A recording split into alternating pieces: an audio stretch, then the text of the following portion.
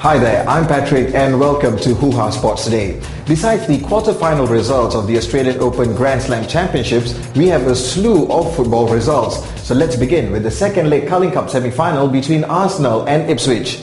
The Arsenal are on the verge of their first silverware in 6 years after they defeated a resilient Ipswich 3-0 at the Emirates, this after losing the first leg 1-0. Ipswich packed the Gunners in the first match and much of the second leg, but Arsenal finally managed to break through a well-organised Ipswich with a Nicholas Bettner goal in the 66th minute, followed by a Laurent Koscielny header 3 minutes later. Cesc Fabregas sealed Arsenal's passage to the final in the 77th minute. The Gunners will either meet Birmingham or West Ham as the two play their second leg semi-final tonight at St Andrews. West Ham won the first leg 2-1. Next to the make-up matches in the English Premier League. The two fixtures scheduled were between Blackpool and Manchester United, and Wigan, who hosted Aston Villa. Blackpool could have broken United's unbeaten run, but as most fans know, you never write off United.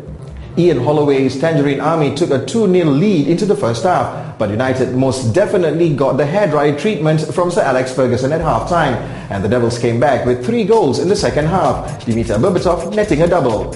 United go 5 points clear at the top of the table and stay unbeaten. Meanwhile, Aston Villa claimed 2 wins in 4 days, this time a 2-1 victory away at Wigan.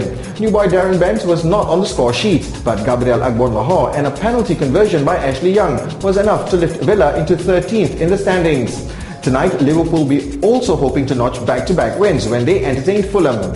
Still on football, the Asian Cup in Qatar. Australia will meet Japan in the final after both teams won their semi-final ties in very different circumstances. Japan were dragged into extra time by the Koreans after both teams were tied at 1-1 in regulation time and had to go for the penalty shootout when the Kimchi boys equalized late in the second period of extra time to make it 2-2. However, the Koreans failed to convert their first 3 kicks, and that was that. Japan will meet Australia after the Socceroos hammered 10-man Uzbekistan 6-0. The Aussies were 3-0 up prior to the sending off. The final will be played on Saturday. We're done with football, next to tennis. The first set of quarter-final results from day 9 at the Australian Open. The top seeds all made it through, but it was a Chinese that stole the limelight. First, world number 1 Caroline Wozniacki took advantage of an exhausted Francesca Schiavone and claimed a 3-6, 6-3 and 6-3 win, whereas China's Li Na made it 2 consecutive semi-final appearances at the Aussie Open when she cruised to a straight sets victory over Andrea Petkovic. In the men's draw, Roger Federer will meet Novak Djokovic in the semi-final after both the world's number 2 and number 3 came away with straight set wins.